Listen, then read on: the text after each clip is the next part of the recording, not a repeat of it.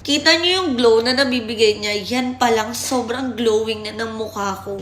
Guys, my skin right now is sobrang dry dahil sa init. And let's use this Skintific Radiance Booster Serum Spray nila. Actually guys, I've tested this quite a lot of times na, and as you can see, medyo bawas na talaga siya.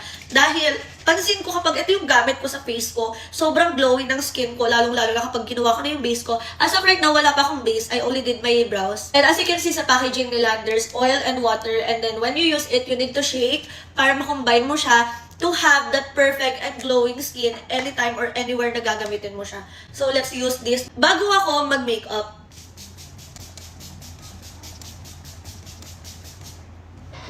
kita niyo yung glow na nabibigay niya, yan pa lang, sobrang glowing na ng mukha ko. I feel like sobrang hydrated ng mukha ko. Parang uminom ka ng 8 glass of water today. Tama, mali. And before I usually do my makeup, guys, nagsispray talaga ako neto. Feeling ko parang ang ganda na rin ng lapat ng makeup sa skin ko. Para na rin akong naka-primer or moisturizer kapag gamit ko to. Tapos super glowing pa, like instant illuminator ang atake niya. Meron tong Centella na nakakapag-suit ng mga redness or nakakapagpakalma siya ng mga pula-pula niya sa mukha. Like, sobrang dami kong pula-pula sa mukha. Like, dito sa nose, dito sa cheeks, and also sa chin area ko. So, perfect to. Okay, I did my cushion na. So, spray tayo ulit ng another serum spray.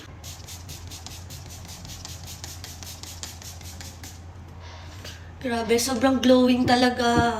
Yes, I'm done with my look, pero syempre, hindi matatapos yan nang hindi tayo nagsaspray ulit netong Skintific. So again, one more time, magsaspray tayo neto.